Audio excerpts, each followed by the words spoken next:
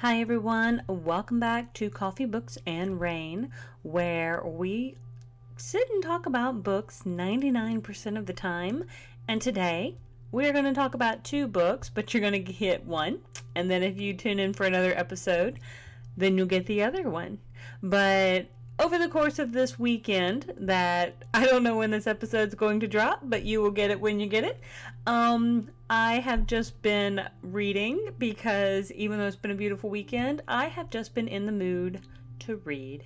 And I also wandered around my town for a little bit. I was looking for pieces for my Dragon Con costume that I wanted to wear.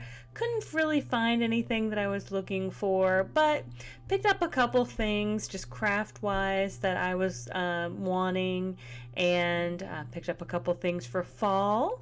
And if you haven't seen, but Michael's has some really cute Halloween stuff right now, and Kirkland's has some really cute Halloween stuff right now. So like, I am definitely about to get my spooky vibes on. I may bring them into my little atmosphere in here. I may change up my lights and all sorts of stuff. So I'm thinking in September I may change up my little atmosphere and just go for like the spooky vibes. We shall see. However, today's book is one that I ran across on NetGalley, and now this book is actually already out, and it came out September 30th of 2023, but it was available on NetGalley, and I wanted to read it because it sounded really cute. And honestly, I love a cute, quirky, fun book that just is an easy, fun read. And I guess that's why it hit me right in the right spot at the right moment. And it's called Always Carry Your Scythe by Paisley. Now, scythe, like a reaping sort of scythe, and that's exactly the kind of attitude, the atmosphere you're gonna get. It is a quirky, fun. The main character, her name is Trixie, and she is the daughter of Death. And she does not want to follow in her mom's footsteps. So let me give you the synopsis and we'll go from there. So Trixie DeVita didn't scythe. That was mom's gig. When the Angel Investigative Bureau, AIB, turned up at Aunt Harry's bar, seemed the hottest afterlife game show in the mystical realms was misappropriating newly departed souls. Somebody pulled out the thesaurus for that particular sentence. And Death was a person of interest. When the AIB can't find Death, they come looking for Trixie, Death's estranged daughter. Soon, Trixie's best friend is in dire peril. An AIB trainee is traipsing towards trouble, with a whole bunch of alliteration in that sentence, and Trixie, armed with nothing but a pocket scythe, is plunging headfirst into the gaping maw of a trans-dimensional vortex. Not the evening she's planned. Skittle-colored demons, werewolf drag queens, hellhound doodle puppies, lots of scythe, all in this rollicking, whimsical, empowering adventure. So I picked it up because honestly, you kind of give me a quirky tongue-in-cheek, something about Death and her daughter, and it's supposed to be funny. I'm probably going to want to read it. Like, it definitely seems right up my alley. And it's a quick read. I think I read it in like 2 sittings.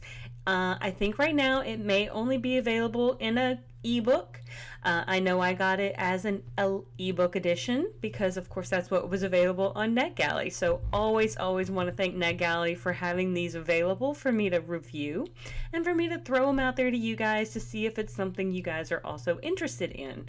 Now for me, I love quirky humor. I love silly reads. I love books that are kind of a little on the like, I love reading things that are not too heavy. I don't always want to read things that are going to be, I guess, utilizing a lot of mental bandwidth. My day-to-day 9-to-5 job, well, it's really a 7-to-3 job, Monday through Friday, is a pretty heavy-hitting job. That is usually where I leave my mental bandwidth. So I don't always have the mental kind of fortitude to sit down and read something heavy hitting like a Christian Hannah book or something of that nature. Now, I'm not saying those books aren't good, because they are wonderful. I read Christian Hannah's book, The Nightingale. Absolutely blown away. Just beautifully written. However, I can't read those books all the time, because then I would be an emotional basket case. These kinds of books, like Always Carry Your Scythe, I can probably read these books one right after the other. Doesn't leave me with any sort of emotional hangover. Doesn't leave me with any sort of like romancy, like triggers or anything like that. Because for me, sometimes romance books are kind of triggering. I know some of my friends love romance books, but for me, I've had such a bad sort of like history with dating and just my romance like past, that for me, sometimes that fairy tale genre does and when I say fairy tale, like I like a good fairy tale, but like the grim sort of fairy tale, like I like the dark gritty fairy tale, Camia Teen Kingfisher book, or Naomi Novik book, those sorts of books. Love those books. This sort of book, which is really just sort of a fantasy escapism, really just meant to be quirky, fun, cute, easy to read, just silly in all the best of ways. I don't know how else to describe it for you, but I loved it. It was great. It was easy. Now there are some emotional moments, and I will give it that credit, is that there are a couple of like especially there is one moment where something happens, and I still don't want to spoil it for you, even though this book has almost been out for a year, because I want this book to actually get some good traction. I would love if people would actually go and find this book and give it a chance. According to Goodreads, it's actually getting some pretty good ratings, but it's not getting a lot of ratings, and I'd love to see this number go up for this author. I would love if people would go out there and give it a chance.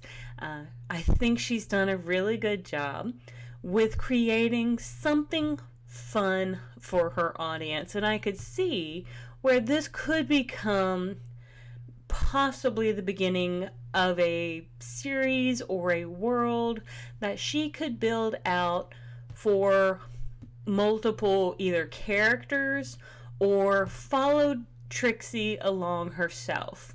Now, she could follow Death, or she could follow other individuals who are also in the book as well. They're like the book starts out, we start in a bar, and this bar is kind of a catch-all, Quandor's, I believe it is, and it is situated in a place, I'm trying to think, is it like Seattle or something? Well, anyway, it's situated in a place where there's a lot of like different type of people and personalities, but it's an all-encompassing bar where you get the supernatural, but you get the people who aren't there, that are human, who just kind of want to mingle with the supernatural. And so from that particular kind of aspect alone, I could see where Pip Paisley may be able to just simply build out a world focusing on Quandors and like the ties connecting to it. And so radiating out, so all the lives that are interconnected just at that front door. So Aunt Harry is is kind of the drag queen aunt of Trixie, and it's just really fun. There's so many different cool aspects, even when they have to go down to hell for their own like specific reasons. They dive right into that vortex, and there's a road paved with good intentions. There are flying monkeys. There are so many different kind of cool references. I really had a fantastic time with this book. Now, I know this is Coffee, Books, and Rain. However, it is kind of later in the evening, and since I have work, I also have a massive amount of water. And so y'all are just going to have to see me drink water today, because I do actually hydrate with other things besides coffee. So, just proving that I actually do drink other things besides coffee.